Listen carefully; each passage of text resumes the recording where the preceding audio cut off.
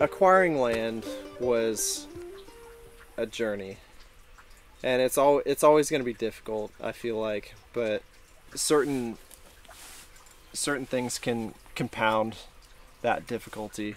When we first started looking for land, we put in a lot of offers. I think seven. We lost a lot of offers. When we were looking for land, we lost over a dozen properties that we really liked to cash offers. We were, at the time when we bought our land, we were scared to negotiate because we were just thankful for the opportunity, you know. With the purchase of our land, the market was so hot in the middle of a pandemic. Nobody was negotiating. Some people were actually asking over offering price.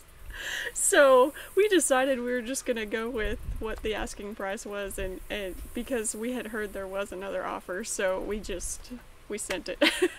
At the time, it was a good price. It was not too much above. It had been such a journey. A year and a half. A year and a half, yeah. And it was the craziest thing. And we weren't even sure we were going to get this property. We for sure didn't feel like we had any leg to stand on with negotiation, which is probably how a lot of people feel. Real estate is, I don't feel like it's normalized yet, and it's still a tough game to play.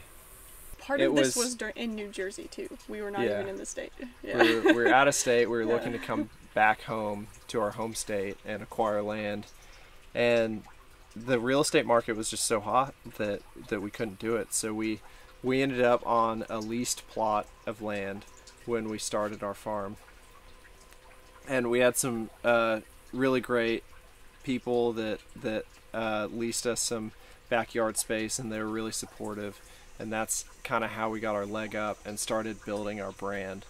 From there, we were farming, and we were actively looking for land, and we still had issues.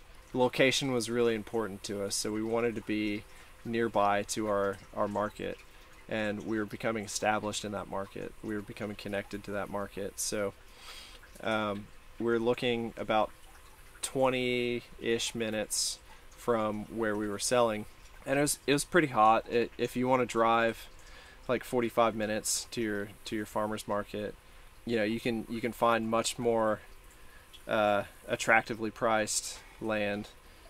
But we were looking where we were looking, and we ended up finding some really good land, good soil, a section with really good topography for growing, and it wasn't selling yet because it had 2 easements on it.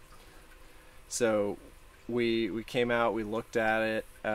It was, I mean, we really had to bushwhack when we were coming out here, and everything was as tall as us pretty much when we were surveying the land. But we saw what we liked. We've been here exactly a year. This month it's August, so we actually closed on the property last July in 2021. We went through a 6-month contract before we actually signed. So we put the offer in on the property in March of 2021 during the pandemic. It was 100 days to close, and that was another one of the hurdles that we jumped through in acquiring our land. Was there's a whole mess to do with, you know, getting a USDA new farm ownership loan, and then it takes 100 days to close. So you have to convince a seller to wait 100 days to get paid for their property in a hot real estate market. So that was fun. I wrote a business plan. I was trying to get private financing, and then I quickly learned, even though we had great credit scores, our credit reports were great. I mean, we both were employed at the time when we were in New Jersey.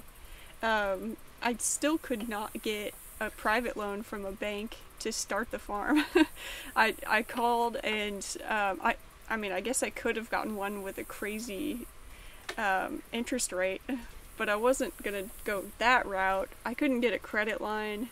Basically, I ended up doing, after I did write my business plan, I didn't really share it with anybody. We kind of just decided to do it ourselves with our own financing with 0% cards. Honestly, it was really scary for the first year, and I had a plan for how I was going to take care of that after when the 0% ran out. I was just hopeful, mostly. I was going to send it to USDA through the operating loan. Then we had to deal with, we went and got a new farm ownership loan, but to acquire this loan, we had to have a contract in hand. But also to acquire this loan, we needed a rejection letter from a bank. But to acquire the contract for the land, we needed pre-approval for financing. So there was this this dichotomy that we needed something, and then we needed the opposite of that thing for everything to happen. And we were able to find a way to make it work. We were able to get pre-approval with a cosigner to secure the land contract, but then we proceeded with the sale with individually with our business that had a rejection letter from it. It was this big mix-up, and it was overly complicated, but in the end the USDA really helped us out. We got a great loan with them, and we got started growing. We got out here and we got down to business. Yeah, the officer I was working with for this county with USDA was very helpful. If I had not been working with her, it wouldn't have even made it that far. And it was 33 documents total that I had to do to get the contract. Another reason we got the land was pure chance.